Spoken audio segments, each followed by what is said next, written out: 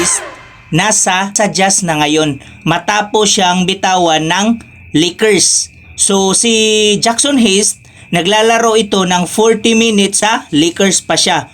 So ibig sabihin malakas itong si Jackson Hayes dahil ginagamit siya ng Lakers mula sa early game hanggang sa late game. So yan din ang kailangan ng Jazz ngayon, lalo na ang second unit nila ay mahina. So kung napapansin natin ngayong season, laging lumalamang ang Jazz pagdating sa early game. Pero pagdating sa late game, doon sila lugi dahil ang second unit nila ay hindi nakapag-ambag sa team. So si Jackson Hayes alam natin na gagamitin ito sa early game.